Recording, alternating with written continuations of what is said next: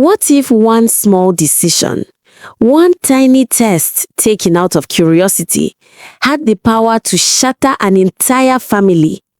Because for Amara, that moment came long before she ever realized the ground under her feet was already cracking. And nothing, absolutely nothing, could have prepared her for the truth waiting on the other side. Amara grew up believing she understood her family. Late 20s, calm, intelligent, always the one everyone trusted to keep the peace. She was the bridge in a house where emotions ran high, egos clashed loudly, and silence often meant survival. Her Nigerian family was big, proud, and deeply rooted in tradition. Birthdays were loud, weddings were grand, and family meetings? Well, those were a mix of politics, drama, and unspoken rules no one dared break. But beneath the smiles and matching Ankara outfits, there were fractures she ignored for years. Her older brother felt overshadowed, like no achievement was ever enough. Her mother, Mama Ifeoma, ran the household with iron-wrapped sweetness, controlling every detail of everyone's life. Her father, Baba Amara, avoided conflict so skillfully you'd think it was his full-time job. To outsiders, the family looked perfect, but inside, tension simmered quietly, waiting for the one spark that would light everything on fire.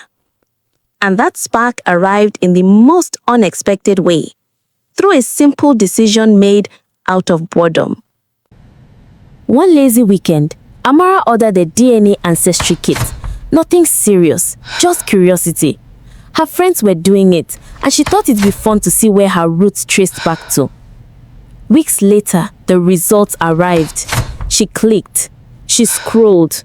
She froze. Something was wrong. Her siblings matched each other. Her cousins matched them. Her mother matched them. But her father, nothing.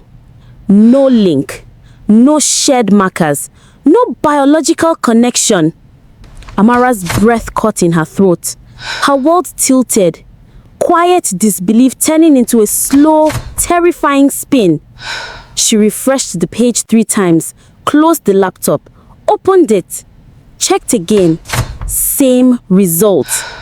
Her father was not her father. And the moment she decided to confront her parents, the first layer of the truth crumbled. That evening, Amara sat her parents down, her voice steady, her hands trembling beneath the table. "Mom, Dad, I need to show you something." Her mother read the report once, twice.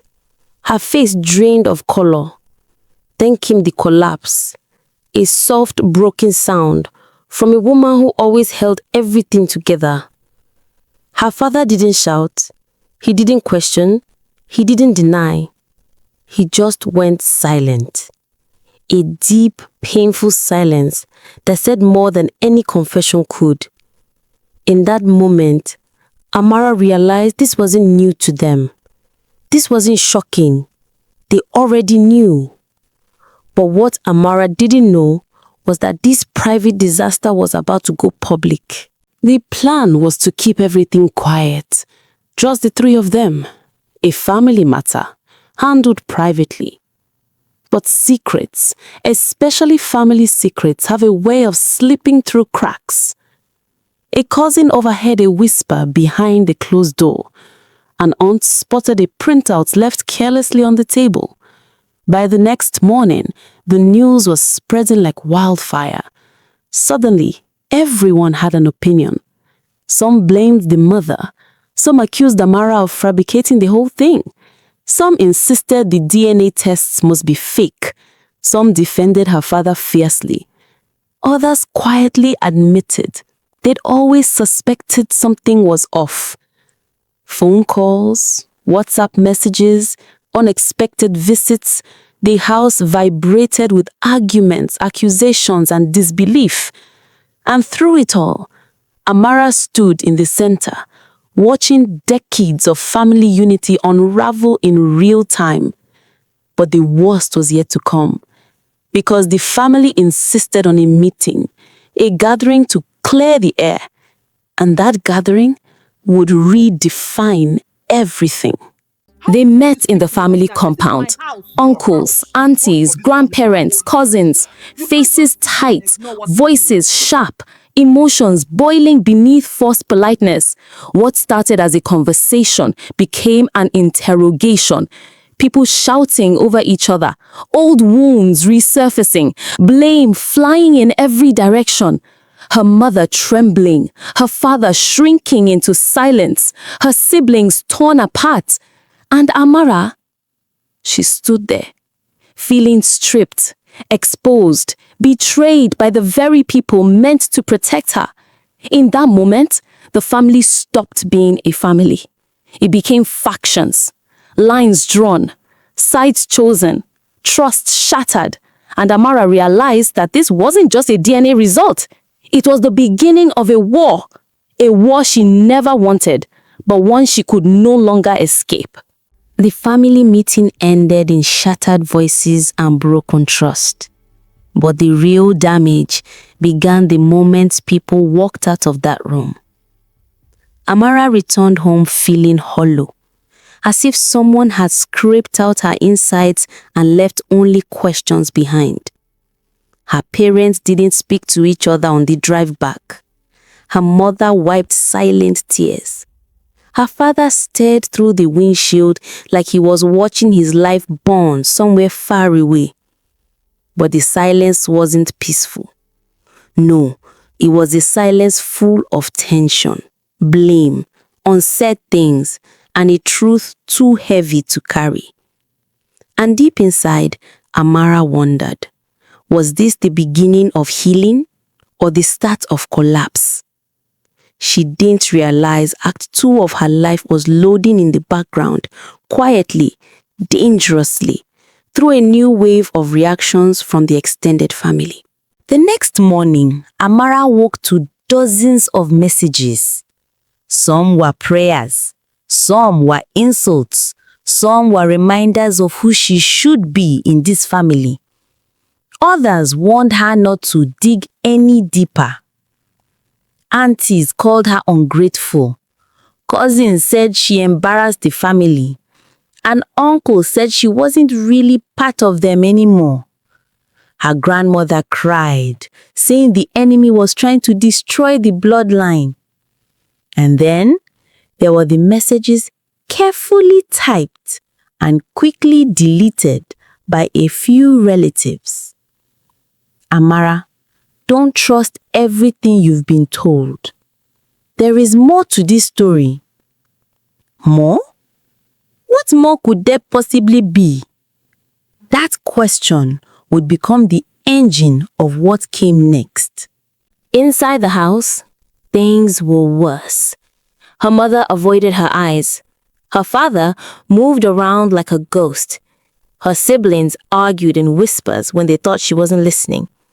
Her little sister asked quietly, "Does this mean you're not really my sister?" Amara's heart cracked. But the truth was, she didn't know what she was anymore. She didn't know where she belonged. She didn't even know who she was supposed to be. Days passed. Conversations turned into confrontations. Pain turned into distance. And the question kept echoing in her mind. If everything I believed about myself was tied to a lie, then who am I outside this family?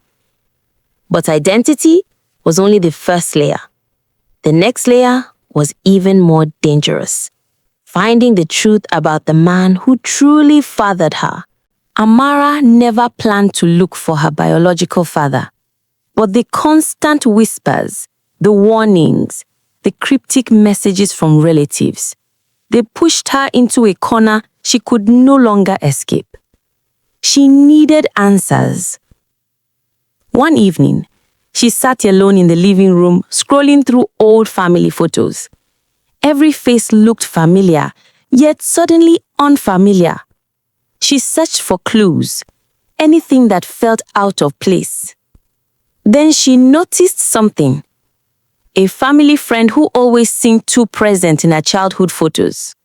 A man her mother never mentioned.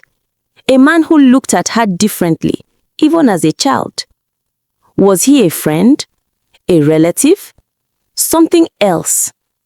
Her heart pounded. Was she imagining it? Or was this the doorway to the truth? Her curiosity would soon lead her straight into a secret long buried beneath layers of fear and shame. The next day, Amara asked her mother about the man in the photos. Her mother froze. Her hands shook. Her voice cracked. Amara, please, don't open that chapter. It will destroy everything. Destroy everything? More than it was already destroyed? Her mother refused to say more. But in her silence, Amara heard the truth louder than any confession. Her biological father was someone her mother feared acknowledging, someone whose name alone carried danger, someone tied to mistakes she'd been running from for decades. But why? What happened between them? And what did acknowledging him risk? Amara wouldn't get answers at home, so she sought them elsewhere. From the one person bold enough to speak. Her aunt, the one who always watched more than she spoke, agreed to meet her privately. They sat at a quiet restaurant, eyes scanning, voices low.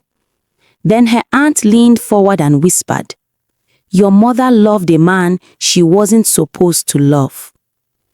Those words sliced through Amara. It wasn't an accident. It wasn't assault. It wasn't a misunderstanding. Her mother had loved someone else. A forbidding love. A dangerous love. A love the family had forced her to bury. But who is he? Amara asked. Her aunt hesitated, then said a name. A name Amara recognized. A name tied to her childhood. A name tied to old family conflicts.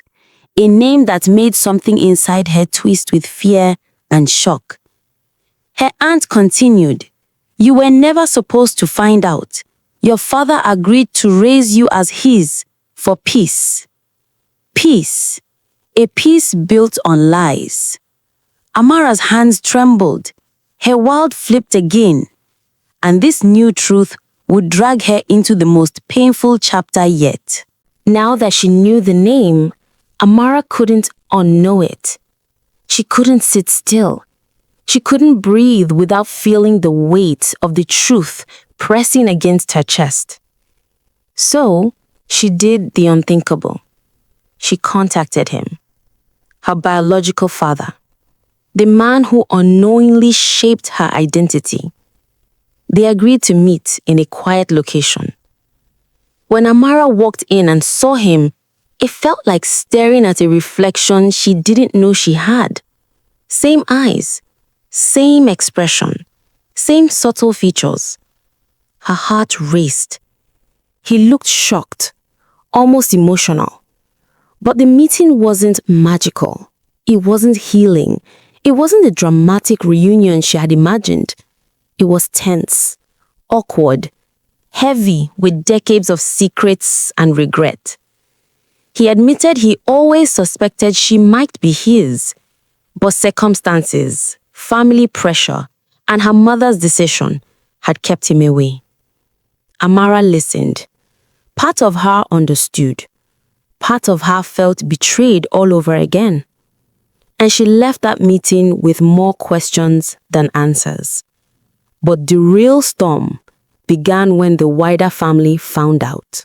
A single photo, one tiny moment, one person watching from the wrong corner.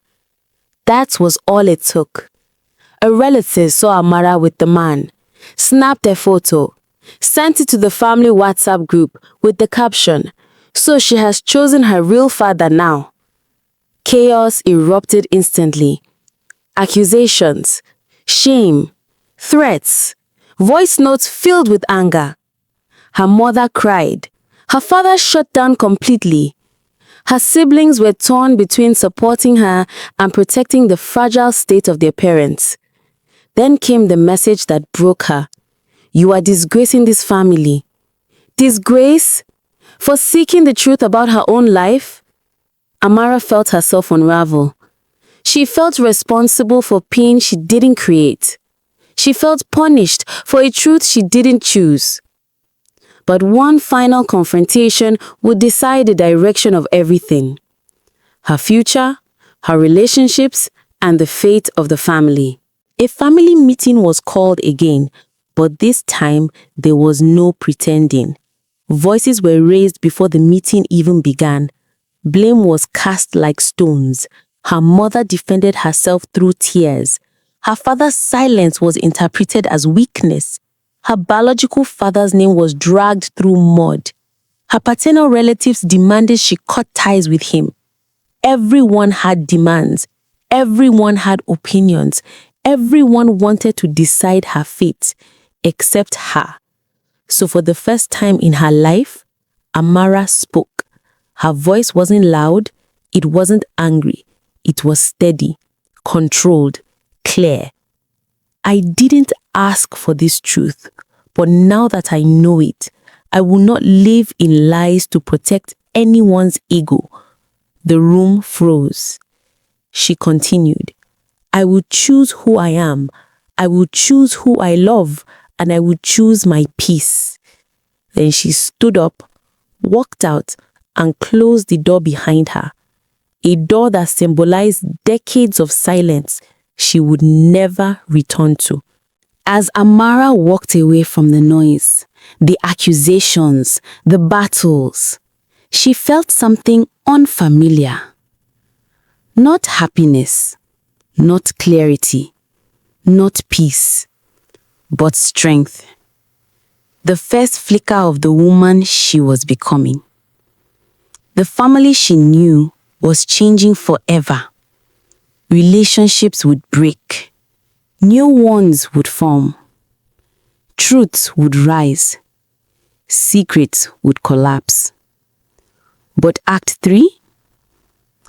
That would decide who survived the storm and who was washed away by it. Because the path to healing is never straight, and the price of truth is always higher than expected. Before we continue, let me ask you something. When a family finally breaks, do they ever return to who they used to be? Or do they learn to live with the cracks? Because for Amara, Act 3 wasn't about explosions anymore. It wasn't about shouting matches, DNA results, or accusations. No. This part of her journey was quieter, softer, but heavier than everything that came before. This was the part where she faced the emotional debris left behind, where she learned which bonds were worth rebuilding and which ones needed to stay broken. And like every story of truth, forgiveness, and rediscovery, while the storm may have passed, the aftermath still had its own turbulence. After walking out of the family meeting, Amara didn't rush anywhere. She didn't run to her room. She didn't go to her friends. She didn't even cry. Not yet. She simply walked down the street, through familiar roads that suddenly felt strange, past houses with memories stitched into their walls, until she reached the small community park where she used to play as a child. There, she finally let herself breathe. Slow, trembling breaths, the kind that carry months of fear, years of silence, and a lifetime of questions. The sun was setting, painting the sky orange and gold. It felt symbolic, like the closing of a chapter she didn't fully understand. But in that quiet moment, a new question rose in her heart, whispering through her mind like a gentle wind. Now that the truth is out, who does she become? And the answer would unfold slowly. A few days passed before her father finally knocked on her bedroom door. Not the biological one, but the man who raised her. The man whose silence had hurt her the most. She opened the door, expecting more tension. Instead, she found a broken man standing there. Eyes soft, shoulders heavy, voice small. "Amara," he whispered. "May I come in?" She nodded, stepping aside. He sat on the edge of her bed like he used to when she was little. Only now his hands trembled and his eyes carried decades of unspoken fears. "I want to say something I should have said years ago," he began. "I knew. From the day your mother told me, I knew you weren't mine." Amara's breath hitched. Even though she'd suspected it, hearing the truth stung in a way she couldn't prepare for. He continued slowly. "I chose you. I chose to be your father. And I never regretted it. Not for a single day." Tears slid down his face. Not of shame, but of vulnerability. The kind a parent hides until they can't anymore. Amara's heart softened. This man, quiet, gentle, conflict-avoiding, wasn't her father by blood. But in every real way, he was. She reached out, holding his shaking hands. "Daddy," she whispered, "you didn't lose me." And in that moment, something fragile and broken between them began to mend. Transition. But healing with her father was only the first piece of the puzzle. The next morning, her mother walked into her room carrying an old wooden box. A box Amara didn't recognize. A box that seemed to hold more than objects. It held history, secrets, and sighs tucked into its hinges. Her mother sat beside her, gentle but nervous. She opened the box and pulled out letters, faded photographs, a small necklace with a symbol Amara had never seen before. Everything started here," her mother whispered. She spoke softly, unraveling the story she'd buried for almost 30 years. She told Amara about the man she once loved, the man who made her heart race, the man the family forbade her from seeing. Not because he was dangerous, but because he came from a lineage the family disapproved of. Love wasn't the problem. Pride was, and fear, and tradition that cared more about reputation than happiness. When the family discovered her mother was pregnant, they forced her to end the relationship, threatened her, shamed her, told her that if she wanted a future, she had to cut ties with him completely. Her mother's voice cracked as she continued. "I was young. I was scared. I didn't know how to fight for myself, or for him." And then came the heaviest confession. "When your father offered to raise you as his own, I accepted because I wanted you to have a stable life. But every day, every single day, I lived with the fear that you would hate me if the truth came out." Amara didn't speak. She didn't lash out. She didn't collapse. She simply leaned her head on her mother's shoulder, because sometimes understanding hurts less than judgment. And sometimes mothers carry wounds the world never sees. But while forgiveness was growing inside Amara, the family itself was undergoing its own transformation. One truth doesn't just change one life. It rearranges everyone connected to it. Her father's relatives kept their distance. Not cruel, just cautious, unable to process the shift. unsure how to redefine their relationship with her. Her mother's side was divided, some supportive, some bitter, some carrying old grudges that surfaced like old ghosts. But as days turned into weeks, something unexpected began to happen. People softened. Conversations became calmer. The heat of Act Two cooled. And little by little, the family began learning to coexist with the truth rather than fighting it. Not perfectly, not magically, but with the kind of slow healing that feels like sunrise. Gentle, steady, unavoidable. But there was still one unfinished part of the story. One connection Amara needed to confront. Her biological father reached out again, carefully, respectfully. Not pushing, not demanding, only offering space if she wanted it. And for weeks, Amara avoided making a decision. Was she ready to invite him into her life? Would that hurt the father who raised her? Was she chasing answers or reopening wounds?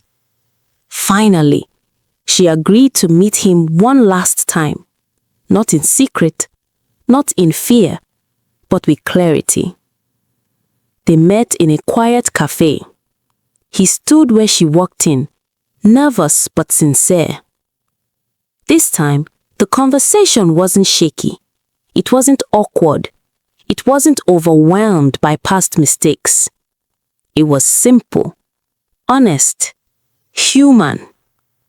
He explained his side of the story, how he fought for her mother once, how the family pushed him out, how life moved forward while his heart stayed stuck on a chapter that never healed. He didn't claim her. He didn't pressure her. He simply said, I don't want to rewrite the past. I just want you to know you are never unwanted. And those words, those simple words, were the closure Amara didn't know she needed. She smiled softly, not promising a relationship, not rejecting him either, but acknowledging a truth she could finally hold without pain. And with that conversation, a new chapter opened. Healing didn't come in a dramatic moment. It came quietly, in the slow rebuilding of trust with her parents, in the acceptance of her siblings, in the shifting roles within the extended family, in therapy sessions where she finally said things she had swallowed her whole life. Her identity no longer felt like a broken puzzle. It felt like a mosaic. Pieces from different places, different histories, different truths, coming together to form someone uniquely whole. And that had always been enough, more than enough. Because what makes a family isn't DNA or secrets or tradition or shame. It's love, the kind chosen, the kind nurtured, the kind rebuilt even after breaking. Weeks later, the family gathered again, but this time not for confrontation, not for blame, not for correction, for peace. The meeting wasn't fiery or dramatic. It was calm, measured, respectful. Apologies were exchanged, boundaries were set, misunderstandings were cleared. No one pretended everything was perfect. No one forced smiles. No one rewrote the past, but they acknowledged the truth. And they chose to move forward, not as the family they used to be, but as the family they could become. And in that moment, Amara knew something beautiful. She survived the storm. She found her voice. She found herself. And she didn't need anyone's permission to live freely again. And just like that, Amara stepped into a new chapter of her life, not defined by DNA, not controlled by secrets, but strengthened by truth and shaped by healing. But let me ask you this. What would you do if a DNA result revealed a truth that could break your family forever? Would you chase it or bury it? Tell me in the comments. Your answer might just be the beginning of someone else's healing journey. If you want more powerful stories like this, filled with truth, family, and emotional depth, hit the like, subscribe, and turn on the notification bell, because the next story, it's already unfolding.